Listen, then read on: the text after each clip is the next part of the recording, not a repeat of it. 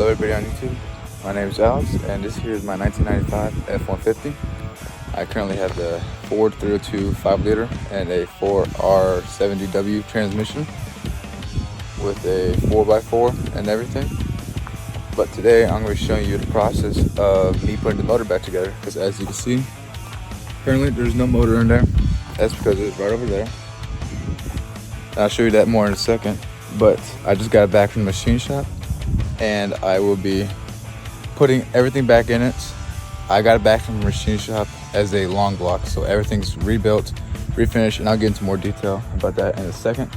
So you see here, I've already painted the frame, prepped the transmission, put an exhaust kit on it, and everything's ready to go for me to now continue building the engine, intake, valve covers, timing cover, and oil pan.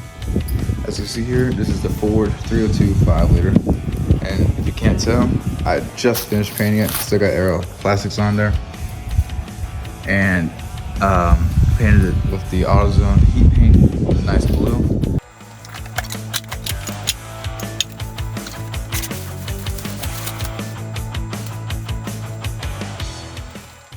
All right, so I got here the Ford 302, and I got this back from the machine shop yesterday, freshly rebuilt. This is what's been done to it, from bottom end and top end has been gone completely through. You see here, did not have to bore it out at all.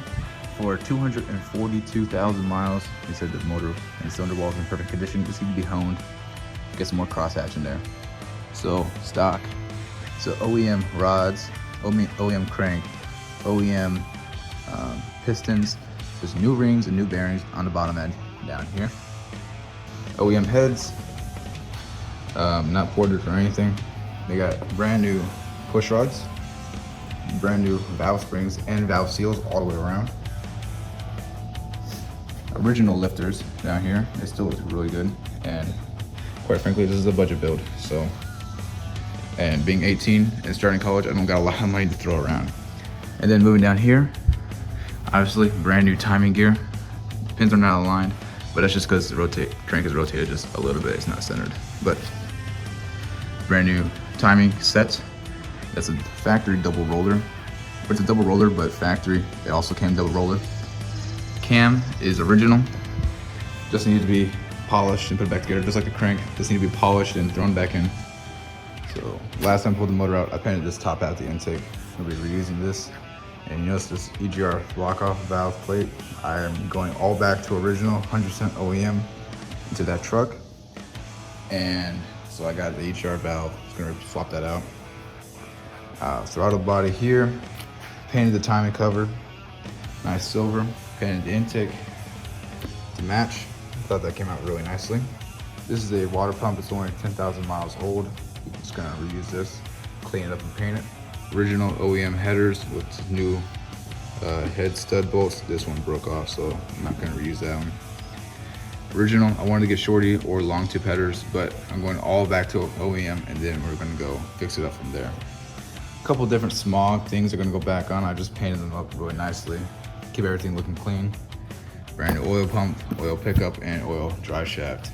Also forgot to show, these are the valve covers I'll be running. Like these nice kind of old school style finned chrome look, really nice. Maybe got some blue hardware to go with it. Even with OEM rockers, I ended up having to get a valve cover spacer to clear these Summit Racing valve covers, which look really good, but they don't clear as well as the OEM ones do. Try sourcing apart, do some makeshift stuff here. I'm gonna end up putting this right here. This thread size is super hard to find because apparently this is meant for a VW bug, but you see them everywhere when you look this stuff up.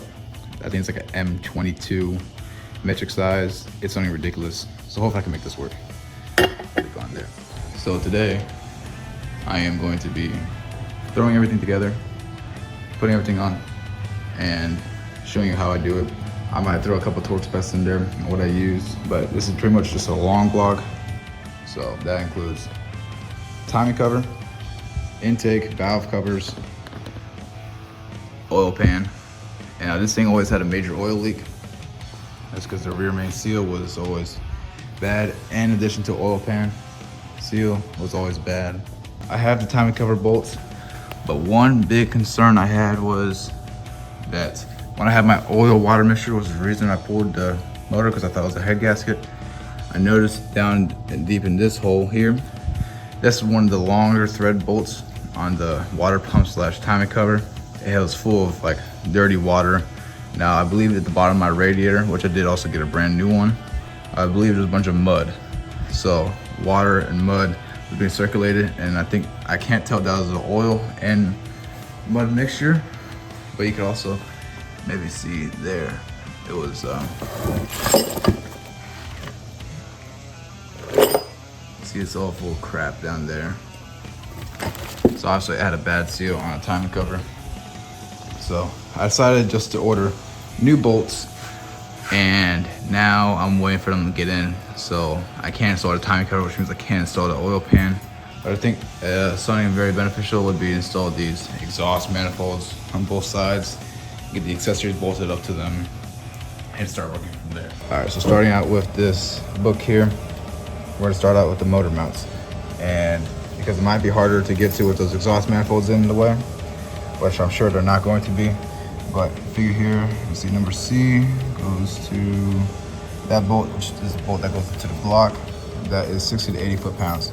All right, installing these brand new motor mounts with a 5/8 socket. Just 2 bolts, it's pretty straightforward.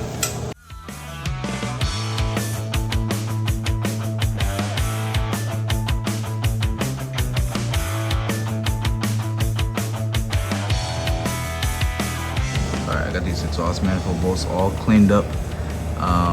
Just took a wire wheel to it and round up. Make sure I get all the threads cleaned off, everything, because remember, sometimes people would have a big pain taking these out because they were rusted to the block or something. We're gonna take care of that when I put anti-seize on these threads before I put it into the motor. When I attach the exhaust manifolds, I'm just gonna get them nice and cleaned up and go an extra step further. We're gonna take a tap and die set, and we're gonna go through each one of these threads here and the threads on the block. And now while using this tap and die set for these bolts here, I just test ran this one and used a 3/8 thread pitch of 16, I guess. And it should match for the nuts and the holes on the block. Always start the thread. And then I'll prop up my camera here, put on a time lapse. I'll be going through each one of these. See, the very tight fit.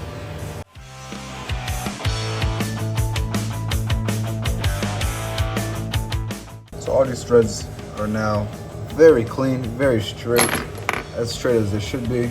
Some of them, like some of these nuts, one of these are like really hot because I had to really power through with the impact because the threads were almost gone.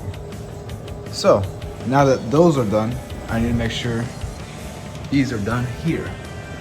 So 1, 2, 3, 4, that's 8 on each side.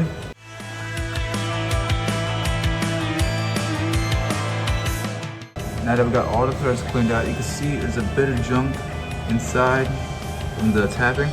Now, when I went around and did this, it really wasn't that bad because I did the same thing about 10,000 miles ago, 10 or 12,000 miles ago when I had the motor pulled before. It might be a little bit harder for you because you see I ran through that pretty easily. I was mainly just clearing out the paint, but you can still see paint in there, which is why we're gonna take some compressed air and then we're gonna blow out each one of these holes here.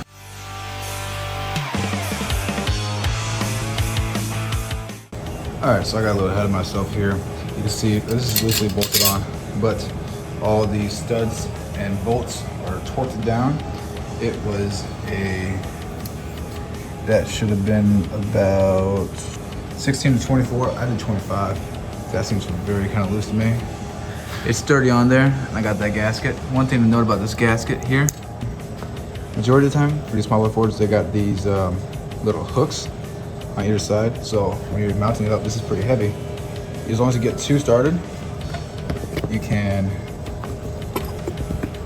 try to do this one-handed. And then another note, make sure that the shiny side is towards the block, like the way I am putting it right now.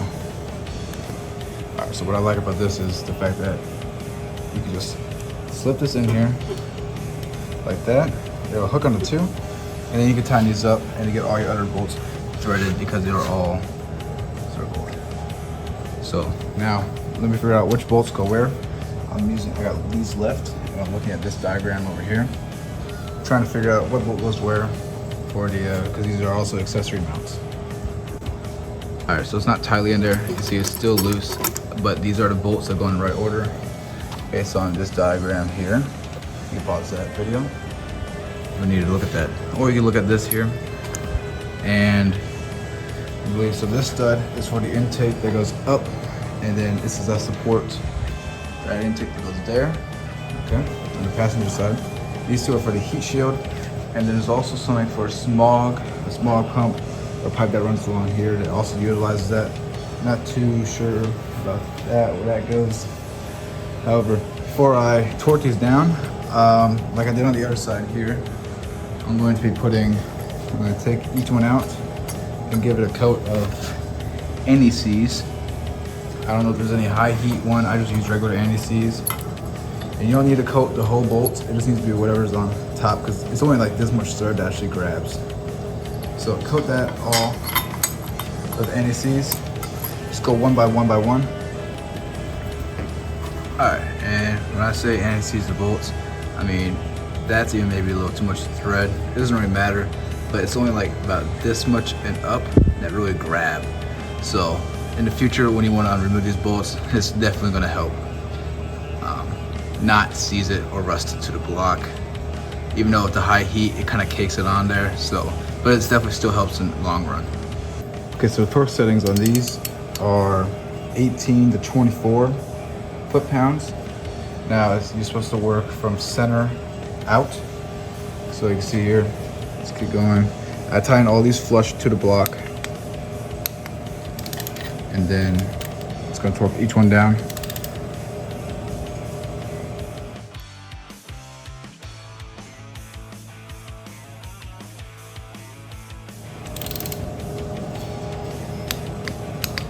All right, now that was 18 foot-pounds. I'm gonna go to 24, 25-ish, and it says 24 max, so, but in the same sequence I just did. All right, and I also got the heat shield on here. They hold on by these nuts here that holds off the studs that both the exhaust manifold on. And be careful as you tighten those nuts, because it does want to bend the crap out of this because it's so weak and thin. But it's mostly just supposed to be like a heat shield for the Sparkplug boots. Putting on some miscellaneous things you might be able to notice. For the EFIs, they got this small crossover tube. Got a nice slip painted up, really sturdy. And then this also plays a role and it connects to the pipes. There's a bunch of check valves all on here or something, none of the other. And they got this pipe hooked up there. And then also some little miscellaneous thing. This sensor, I believe this is a knock sensor. I don't have torque settings for any of these things. This pipe going along here, the same torque settings for this. Distributor cap holder, and there's a ground here. And the cable, there's a cable in the truck that has a wire, and you're gonna sandwich that wire between these washers here for a ground cable. Next, I'm gonna put on this intake here. Okay, big concern here is the looseness. This, I know sometimes it's easier to spin. I'm not sure about the specs for that, but how loose this is, a little bit of back and forth. Like as for this one, it's tight. Obviously it's under pressure because it's lifted up. The looseness here, then they all pretty much get loose when they're not under a load.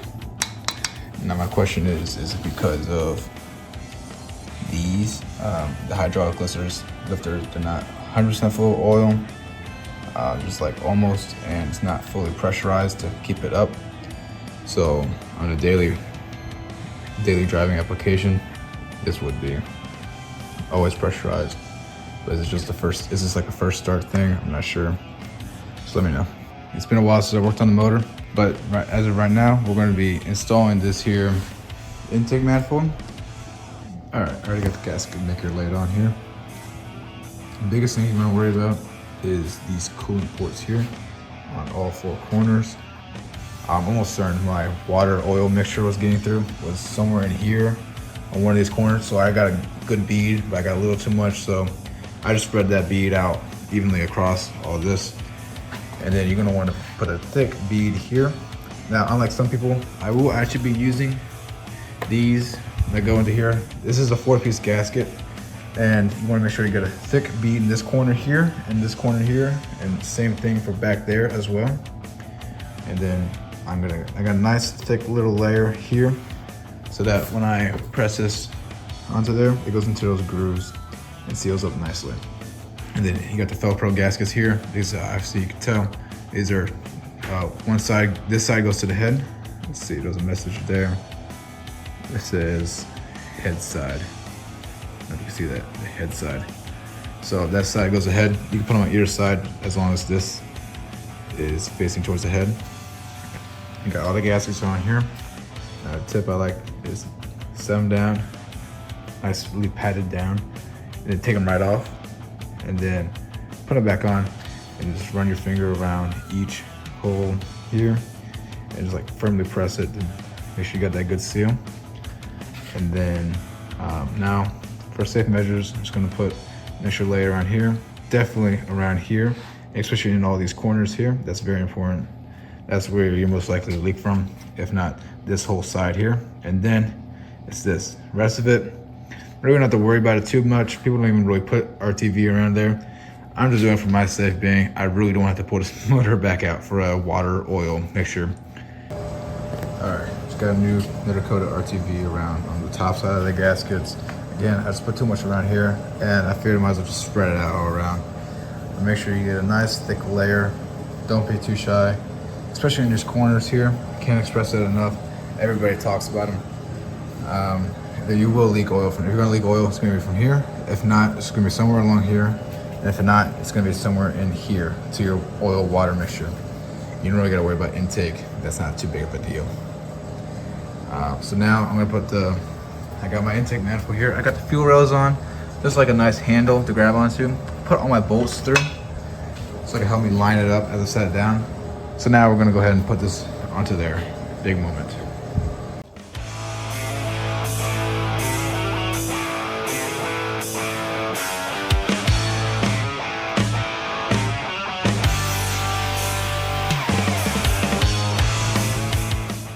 All right, as you can see, we got the intake on. So we're gonna go over here and look at what is required for putting it on and torquing it down. There is a sequence, since it is in there like a V, the bolts go up and down. As you are cinching it down, it kind of walks it down into place. And you gotta go through 3 different times. These are torque settings for each time you go through. And this is the sequence of where you gotta do it, in which order and all that. So this is very important. And you'll see me going through it. So each step, do this to that torque setting, that torque setting, that torque setting.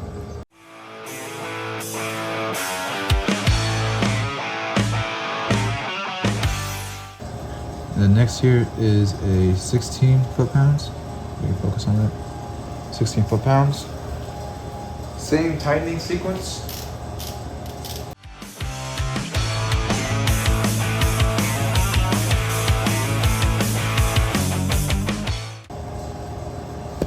All right, I had gone around and torqued it all to 25 foot-pounds.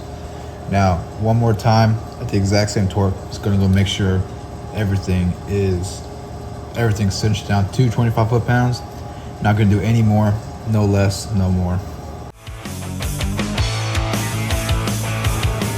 All right, intake is now on. Got all the bolts in, looking really good. The second time around, or no, actually the 4th time around, which is not recommended. Or not that it's not recommended, it just says only do it 3 times. But I went 4th time around with the 3rd sequence torque setting, the 25 foot-pounds, and did find a couple that were still loose. So just go around and double check it again. It's the same sequence order. Okay, so the 4302, got the oil pump on here. I already got it mounted up, but I'll show you what I did to mount it. Some things to note is before you use all the oil pump, you You want to prime it with some oil. About a quart would do just fine. Just enough to get the oil lubricated through. So on the first start, you're not running these gears dry for a split second while you're waiting for this pickup tube to siphon the oil through. In the later Ford 302s in about the 90s, they stopped using these gaskets, or so I hear on forums, and they use bare metal to bare metal. If the gasket leaks, it doesn't really matter because it goes back into the oil here. But again, you're losing pressure from your oil system. So my kit came with a gasket. When you look for your new oil pump, look for a gasket as well.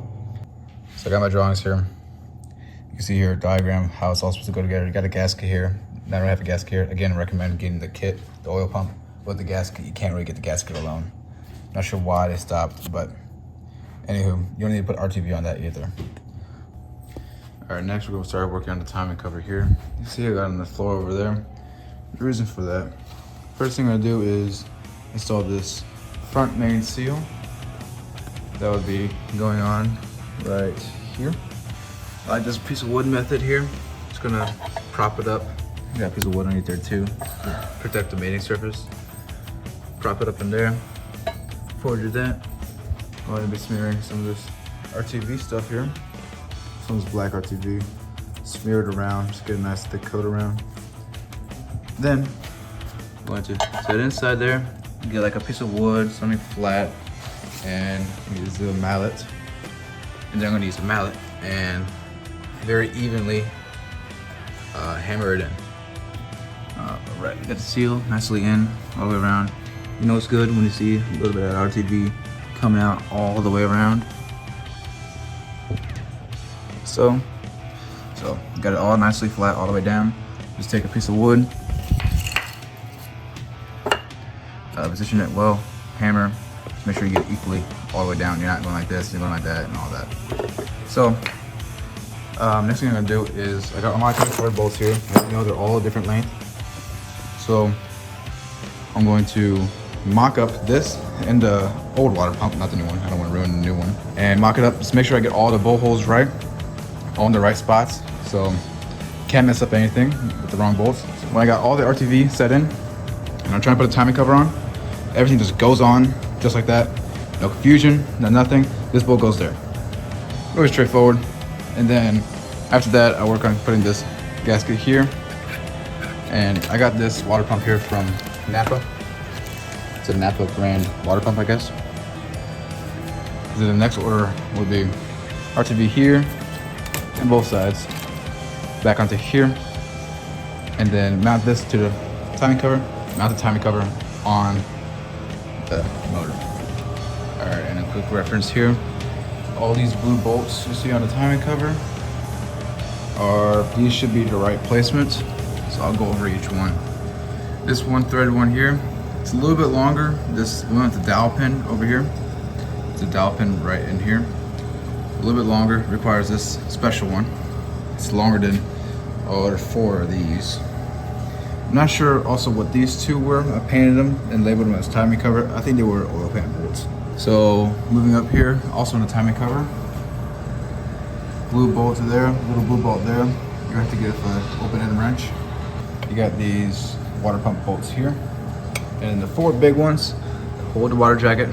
2 here, 2 here. Some of these are not threaded in all the way, some of them are, but you get the idea.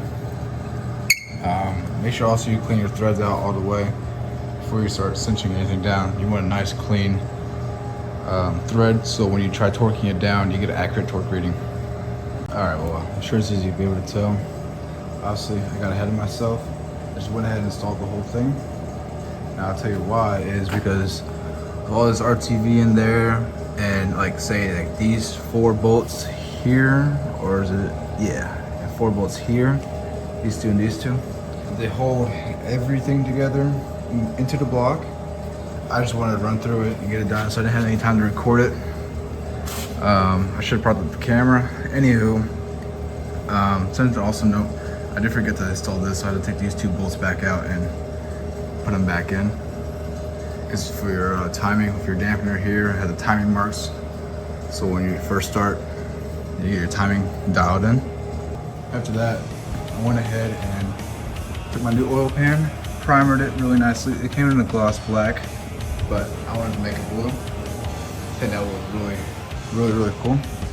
And it had this intake blue from the first time I pulled the motor. Intake was blue.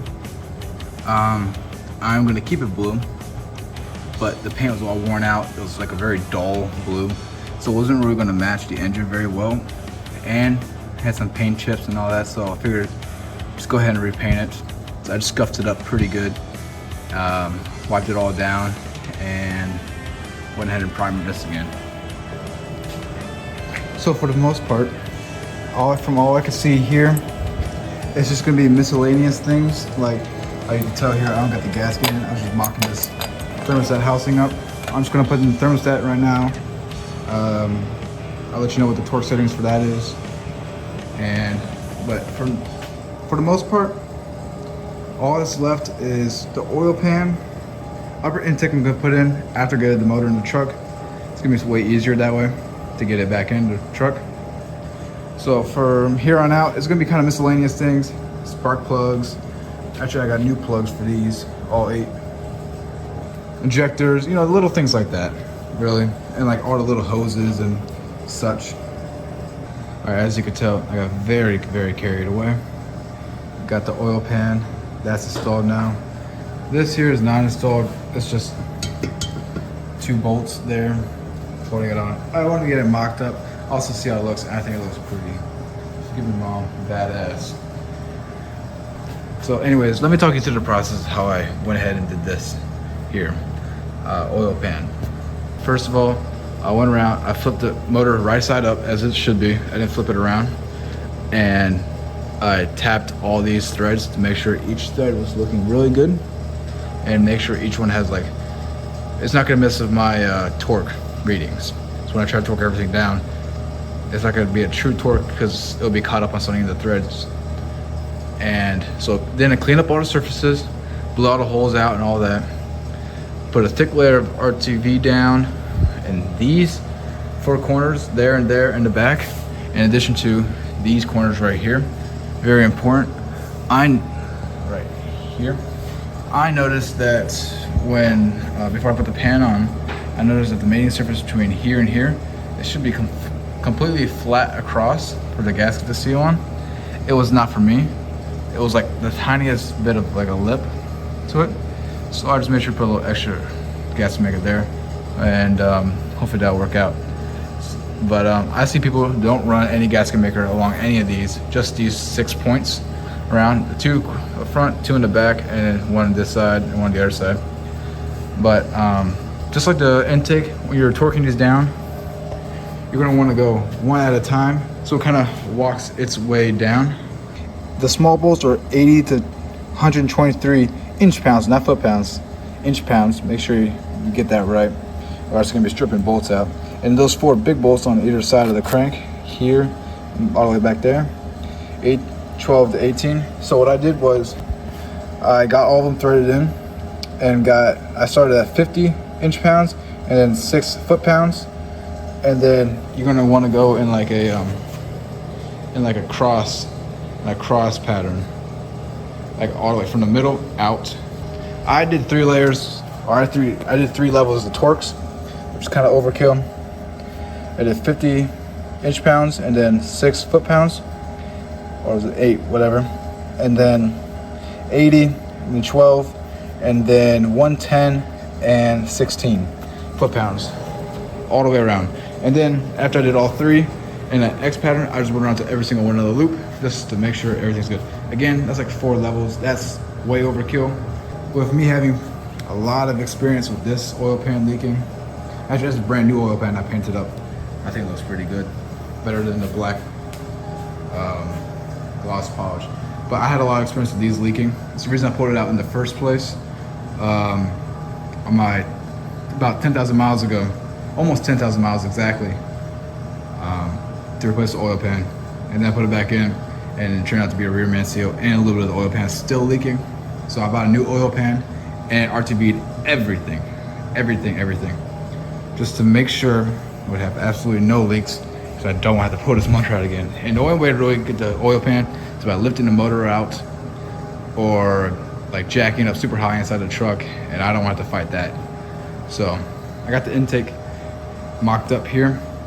Not permanently bolted down, as you can tell. Just because I want to see about getting these vacuum lines.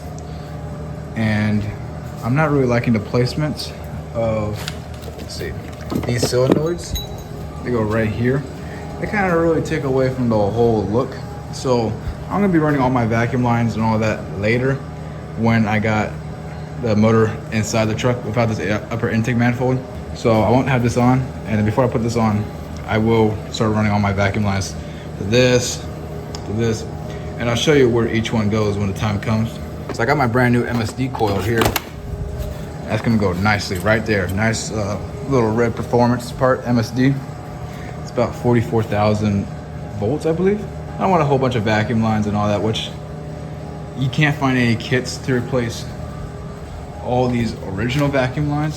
So what I did was, I'll try to leave everything I did in the description.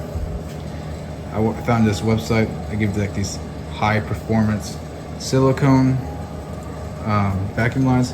Basically, they don't fold under heat. They don't really crimp too easily. Like I said, there you go. But even then, it still has some vacuum in there. Because this used to run right here. I'm gonna run it through. And sometimes before, I guess I had a little bit of overheating problem because I had my water oil mixture. But this intake would get hot. But now I don't even have to worry about that because it's touching there. So all my vacuum lines get replaced because there is no factory. Even though some websites say there's factory replacements, there's not. So, and then what else I'm gonna do, injectors. I got a little bit higher CC injectors, like a little bit bigger injectors here. That I replaced 10,000 miles ago. I'm gonna pop those things into. Brand new spark plugs all the way around. These are old ones. I'm gonna pop all 8 new ones in too.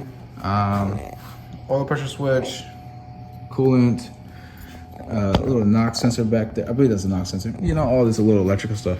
But big thing is vacuum running the vacuum lines, and also running electrical. I don't want to have to run the electrical loom that goes along the valve covers. Also, these are aftermarket, so it's not really gonna work anyways.